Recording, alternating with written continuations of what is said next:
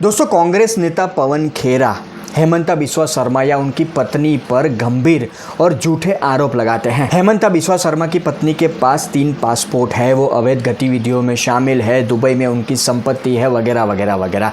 इस तरह के गंभीर और एक तरह से कहा जाए झूठे आरोप हेमंता बिस्वा शर्मा या उनकी पत्नी पर पवन खेरा के द्वारा लगाए जाते हैं। उसके बाद से आज तक का पूरा टाइमलाइन आपको पता ही होगा कि किस तरह पवन खेरा छिपते हैं, भागते हैं, अदालत के चक्कर लगाते हैं कि उनको अग्रिम जमानत मिल जाए। फिर सुप्रीम कोर्ट से उनको अग्रिम जमानत मिल भी जाती है, पर शर्तों के साथ।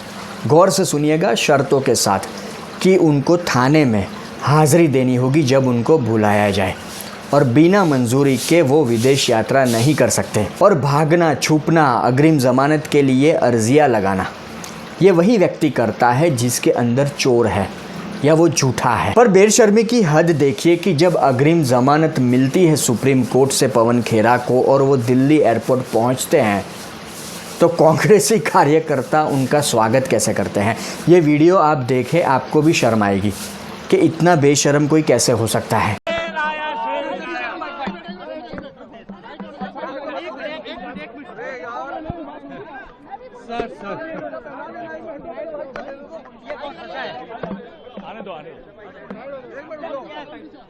अब इस तरह की हरकत कोई बीजेपी वाला करते, जैसे हम मोदी को लेकर कोई बात करते, बीजेपी को लेकर कोई बात करते, तो हमें दलाल कहा जाता है, अंधभक्त कहा जाता है। तो इन कांग्रेसियों को क्या कहें। और आगे मैंने कहा, उस तरह से पवन खेरा भागते छिपते फिर रहे थे, अग्रिम जमानत की अर्जियां लगा रहे थे, क्योंकि वो गलत थे, वो झूठे थे। उनको पता था कि मैं फंस जाऊंगा या मैं फंस गया। पर अग्रिम जमानत मिलने के बाद बड़ी होशियारी मारते हुए वो बाबा साहब आम्बेडकर की बात करते हैं, संविधान की बात करते हैं।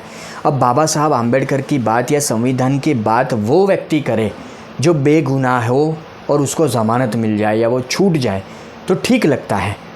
पर पवन खेरा की बेशर्मी देखिए, झूठे हैं, मक्कार है, भागते फिर रहे थे, छिपते फिर रहे थे, कोर्ट से ज़मानत मिल जाए उसकी अर्जियां लगा रहे थे, डरे हुए थे, और बाबा साहब की बात करते हैं, संविधान की बात करते हैं। माननीय सर्वोच्च न्यायालय ने जो राहत मुझे दी है, बेल जो मुझे दी है, ये बाबा साहब अम्बेडकर के संविधान की जीत है, जो हमेशा एक कोई भी नागरिक हो उसकी रक्षा में आता जरूर है, जिसके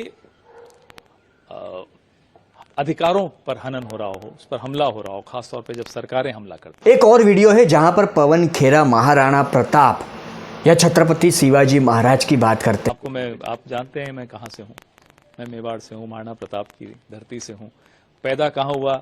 छत्रपति शिवाजी महाराज की धरती में पैदा हुआ। अरे भाई, फिर एक बार दोहराऊंगा कि भागते फिर रहे थे, छिपते फिर रहे थे, अग्रिम जमानत के लिए अदालत के चक्कर काट रहे थे या अर्जियां लगा रहे थे, डरे हुए थे, घबराए हुए थे, झूठे थे, मक्कार थे, अंदर चोर छुपा हुआ था, और फिर अपनी तुलना महाराणा प्रताप से या छत्रपति शिवाजी महाराज से करते हैं।